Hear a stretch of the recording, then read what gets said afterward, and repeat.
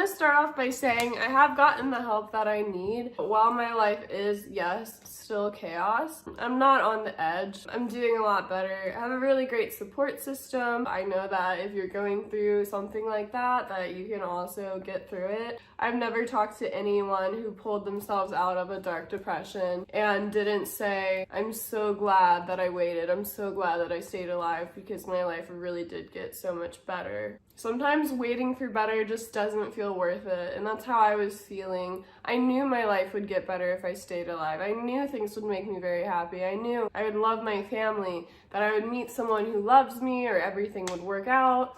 It just wasn't enough. The pain that I was going through was honestly enough for me to just never feel happy again, never feel sad again, just to be done with everything. I've struggled with anxiety and depression for about 6 years now, since I was 15 years old. I've been going to therapy, I've been seeing a psychiatrist, I've gone through multiple psychiatrists. I've always been pretty resistant to medications, like SSRIs for depression.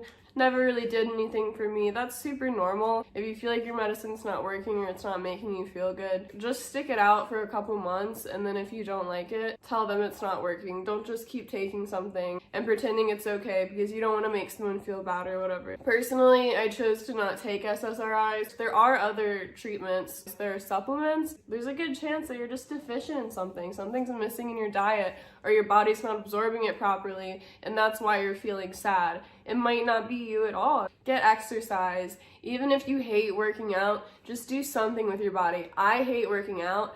Honestly, I go to Pilates 4 times a month. I don't even work up a sweat. Like, I take the easiest level class of Pilates just to get my body moving, and it feels so relaxing. I think the hardest tip that I have, staying away from social media for a little bit. This one's really tricky for me, especially because my job revolves around social media, but it's played such a toxic role in my life that I've needed to take a step back. And I haven't completely stopped, but I'm not checking my DMs so much. I'm not sitting on my phone anxiously checking all my replies. That's all I can think of off the top of my head. So what do you do when you're feeling sad? Let me know.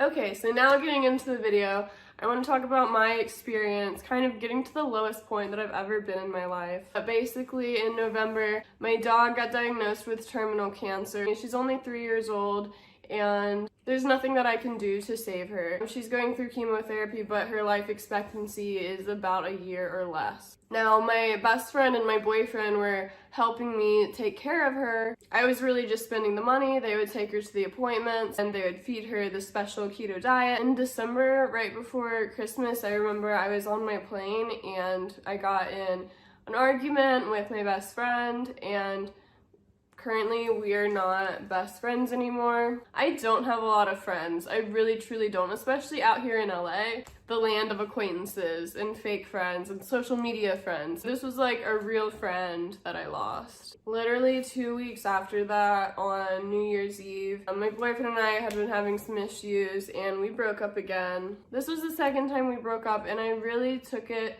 so hard the second time. I remember the first time I thought I got cheated on, and I took it to social media pretty much, and I said some things publicly that I felt justified in saying. The second time we broke up, he made everything public, and it was like, I guess too much for me to handle, because I would be getting DMs from not only my friends, but just random strangers on the internet who have a say in my life and who's right or who's wrong or what I should do. It was like waking up every morning and getting this sense of panic and doom fall over me as I frantically pick up my phone, and my heart is racing and my stomach is churning, and I had such bad stomach problems. It was horrific. And I would check my phone, and I would update my social media, and I would update it and update it, and I would look at my messages, and I would look at what he was posting, and it just fucking crushed me. Like, even if nothing happened, just the process of checking so frantically and seeing like who's saying what about me now, that I became obsessed with checking, and that fucking ruined me. Like, I was so stressed out I was throwing up. I take full responsibility for this. You know, me checking and checking and checking and making myself unhealthy when I knew that I was on the edge, and all it probably took was one wrong post or one wrong comment, you know, for me to do something stupid. I was feeling so unstable and so unhappy. I wanted to get consistent help. Like, I didn't want to see a therapist every week or get new medication every month. I didn't have time for that. So I wanted to go into a hospital and get evaluated for psychiatric care so that I would be stuck in a hospital for a couple days or a couple weeks or whatever, and they would hopefully, you know, talk to me every single day and give me lots of attention and make sure that I'm not hurting myself and make sure that I'm getting the medication that's effective and making sure I'm better before I go back into the real world and I'm able to check my phone again. Like, I wanted to be in a different mindset. Little did I know, these hospitals are fucking nuts. And I tried to do my research to make sure that I picked a good one, and I ended up picking UCLA. UCLA is ranked the top hospital in California and number 6 in the nation. Okay, so here's how it went down. I basically called my therapist and I told her, you know, I'm thinking about checking myself into a psychiatric hospital. And she made phone calls for me, which was really helpful. Like, just asking for help. Like, I only ever saw my therapist once a week. I never texted her. I never bothered her. But just how much she was willing to be there for me outside of our appointments, it was like really eye-opening. Like, I do have a real support system. On the way to the hospital, I met with my therapist and we talked for a minute. I signed some release forms for her to speak to people for me so that I wouldn't have to talk to everyone myself. I didn't want to let people know that I was going into a hospital, so she kind of made those phone calls for me, which was like fucking amazing of her. She met me at a Starbucks. So after I talked to my therapist, I headed straight to the hospital. It was really strange. My therapist was explaining to me where to go because she had made phone calls and made sure what I should do previously. But she said to go straight to the ER where, you know, everyone goes. So it's kind of weird. I like walked into the ER by myself and I said, basically, I'm suicidal. Hi. I wasn't met with any kind of judgment. She was very calm. She sat me down, took my vitals, asked me a couple questions. She asked me if I was in danger of hurting myself right now. I was kind of scared to say yes, and truthfully, I wasn't going to hurt myself that day. And I was feeling like I need to get help right now because I can't live another day in this condition. And I wanted someone to take away my fucking phone and give me medicine and check on me and make sure I'm okay until I felt like I can go back into the real world where people are asking me about rent and asking me about my job and, you know, just things, little tiny normal things in life that are like kind of stressful were just too much for me. I was kind of scared to tell her like I'm gonna kill myself right now, so I just said no, so that it wasn't like anything too serious. Also, I was checking myself in voluntarily, which generally means you have more say-so over your stay, how long you're in, stuff like that. So I thought she was gonna tell me to sit down in the emergency room and like wait to be called, basically like what would normally happen when you're like in a crisis but not a super crisis, you know, and they make you wait in the waiting room. No, she like took me straight back.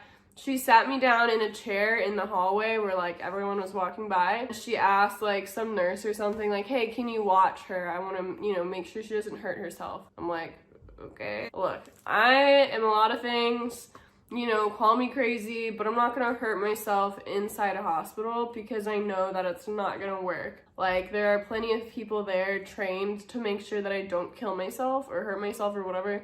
So it's like, I'm not delusional. I know some people are, and I'm not saying there's anything wrong with that. Like, if your mental illness is, you know, like that, or if you really want to die that bad that you would try to do it in a hospital, I'm not judging you. I'm just saying that, like, I did not present myself as someone who would do that. Anyway, better safe than sorry, I guess. So I'm, like, on my phone, I'm, like, freaking out, I'm messaging everyone. They told me they're gonna take away my phone soon, so I was like, oh my god, I wasn't really ready. Like, I wanted to voluntarily give them my phone. Like, I don't do well with authority. Like, even in this situation where I can't trust myself, I'm like, you're taking my phone away? Like, why can't I wanted to just give it to you. I brought myself here voluntarily. Shouldn't I have say over my own treatment? So they took away my phone. They took away everything. They made me, like, empty my pockets. This is really funny. Like, it's, like, not funny, but it was, like, kind of funny. So in my jacket pocket, I didn't think I had anything in my pockets, but I had this fucking stress ball. I had this fucking stress ball that a fan sent me, and it was like the eggplant emoji. So I had an eggplant emoji stress ball in my fucking jacket pocket, so I had to take it out, and I was like, I have this stress ball.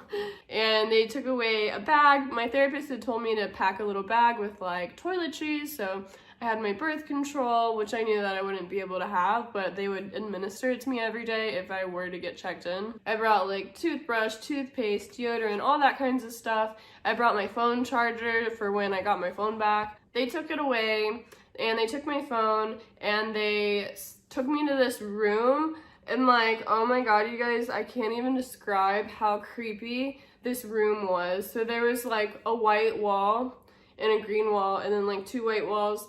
And there was a door with a bathroom, but it was like this steel door, and you couldn't even get in the bathroom unless somebody let you in the bathroom. And of course in the bathroom there's only like a toilet and a sink. On the wall there was like this giant box, like super up high on the wall, and it had a TV inside the box. It was so weird.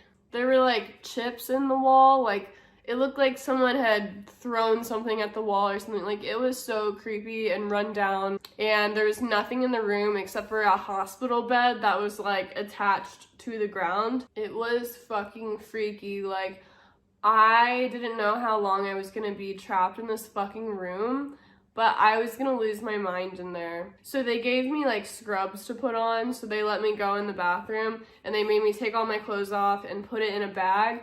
And then I gave the bag to them, and they also made me take a urine sample.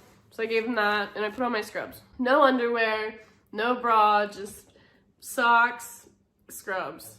There was a security guard there, and he told me that a psychiatrist would come as quickly as they could, and until then I had to stay in this room that they locked me in. And he was so kind enough to turn the TV on for me eventually. He put on dirt bike racing. He looked at me and he was like, how old are you? And I was like, I'm 21.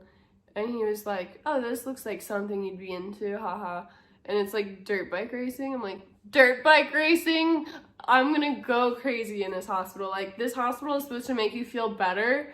I was convinced if I stayed in this fucking hospital any longer than I did, I would get crazier. He shuts the door on me. I had to ask for water. They took a really long time to even bring me water. Like, it was scary. Like, I didn't even know if they were gonna take care of me in there. You know, they took away my phone. It's not like I could tell anyone, like, hey, like, this place is fucking whack. Come get me out of here. Like, I had no rights. Like, in hindsight, I understand that they were just making sure that I didn't hurt myself, and they were kind of supervising me to see if I, like, you know, how crazy I was, basically. At some points, I wanted to cry really bad, but I just held it in because I know that when you're in these hospitals, like, if there's any inkling of them that wants to keep you in the hospital, the worst thing that you can do to get yourself stuck in a hospital is to act crazy. So I just held it together, I laid back, I watched some fucking dirt bike racing. I was in this room for like 2.5 hours staring straight at this TV, and there was like this window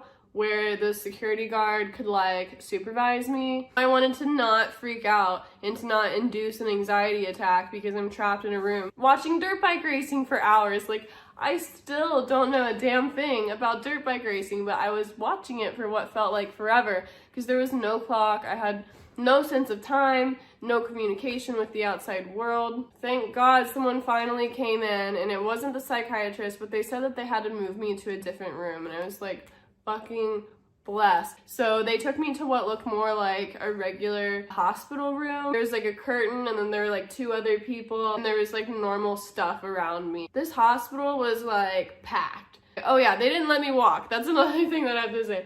I was like, okay, I'm ready to go to my next room. So I tried to get up, and they were like, no, don't get up. We're gonna wheel you to the next room. And I'm like, I'm not even allowed to walk. Like, they wouldn't let me fucking stand up. So they're wheeling my ass through the hallway. I look fucking crazy, and they have like special scrubs for the people who are there for mental health reasons, so you like know that we're the crazy ones.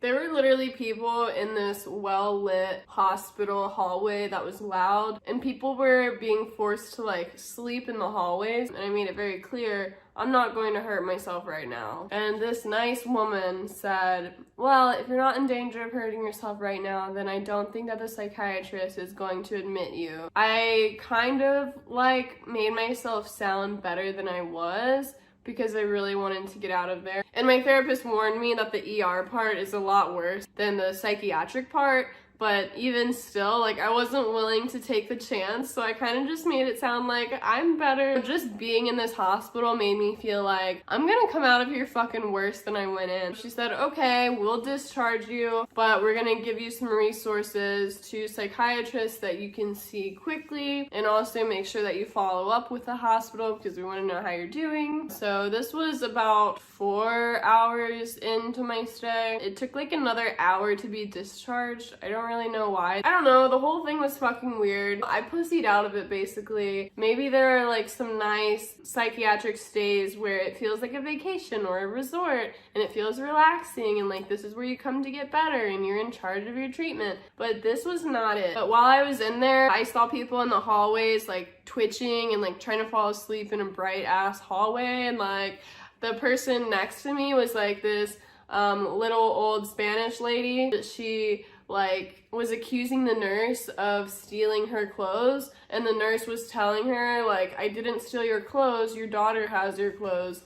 This woman just got out of her hospital bed and started walking down the hallway. She's like, I'm going to the bathroom. The nurse tried to like grab her arm and she like jerked away, and she was like acting kind of aggressive, like she was gonna fight the fucking nurse or something. So they kept saying like staff assist, and like more and more people kept piling in my room. And I was like, this is like free entertainment, but I was also like kind of scared. So yeah, please don't let this video discourage you from getting help. I just encourage you, if you're depressed or if you're afraid you might ever feel suicidal, maybe research some hospitals, try to check yourself in, try to not make it like an involuntary thing. If you're willing and able to get the help yourself, it should go a lot better for you. But yes, please, please, please don't let this discourage you. There is good help out there. I was like, am I hallucinating in here? Like, I don't know, am I becoming crazy? I was coming up with all these conspiracy theories, like, do they want me to become crazy so that they can trap me in here? Like, I don't know, I was really freaked out. There weren't really any warm, friendly faces. It was kind of just like very robotic. And if I asked too many questions, I felt like I was gonna upset them. I know some people have great experience. I've also heard a lot of really bad stories. I'm interested if you guys have ever been. I'm sure you probably haven't and your life is like great and whatever. But if you can relate, if you've ever been to one, if you've actually been admitted, I'm especially interested in hearing about your experience. I'm gonna go now.